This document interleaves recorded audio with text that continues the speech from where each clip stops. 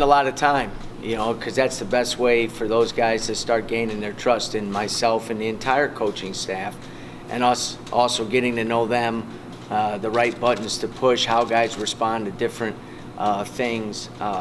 And it's still, to be honest with you, a work in progress, because everybody is new.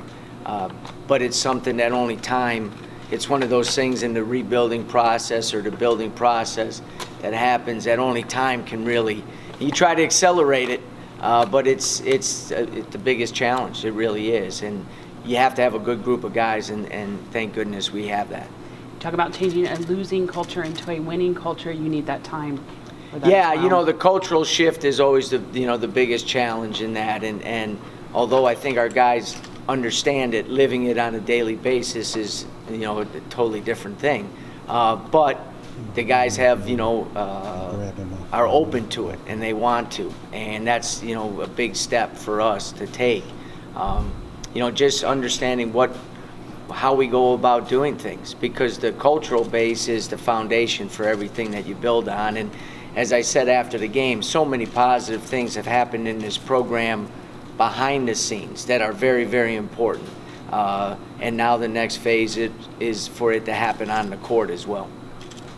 Probably something I could ask you on day one.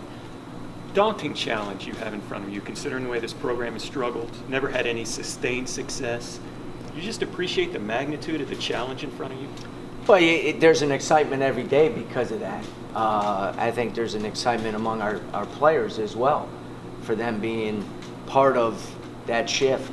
And I think guys realize that it's only going to continue to improve, but they could be part of that foundation that we're trying to build. It is a process. It's one step at a time, and you just have to, again, you can't worry about the future. You don't know what that is going to hold, but what you do is you have the choice. Do you look at it as the positive things that can happen in the future, or the negative? Why in the world would you want to look at it in the negative? We always want to look at it in the positive. These are the things that we're going to get to. These are the things that we want to do, but you have to control the things you can control, and that's today.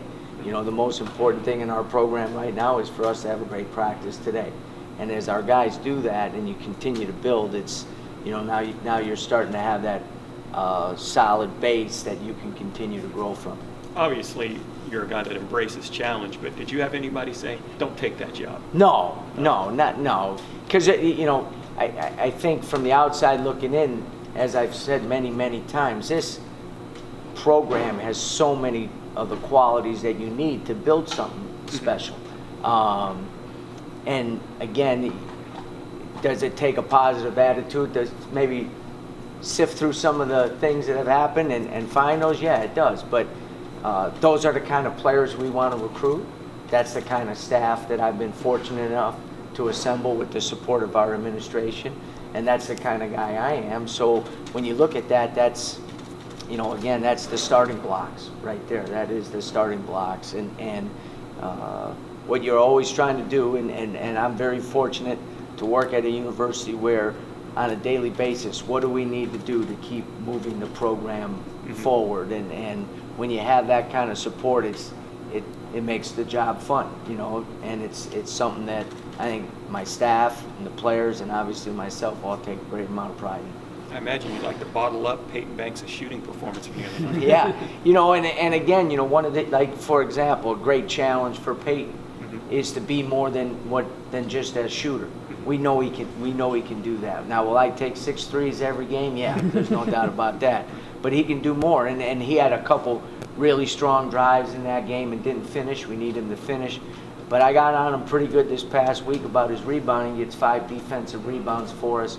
His offensive rebound percentage rate in terms of going went from a very low number the weekend before to over 50%. Now we need it at 80%. Yeah. And that's something that's never been asked of him. But that's something that we're going to need from him. Coach, can you talk about your team's length and athleticism? Well, I think it's one of our greatest strengths right now is as we learn, especially on the defensive end, how we want to play and how we need to play. Sometimes that length and athleticism can make up for some mistakes. I thought you saw that a couple times on Friday night. We've seen it in practice. We saw it in the close scrimmage. And that's something, if guys are flying around, that's why we talk about it. If you're playing hard, playing with great energy, we're going to make mistakes. The game of basketball is a game of constant mistakes. Can you cover up for them? Do you have the guys behind you to cover up for them? Because they're in the right position. And maybe if they're not in the right position, are they playing hard enough to use that length and athleticism to kind of, cover up that mistake? And we're not at the clip that I'd like to be at with that, but we're definitely progressing in the right direction.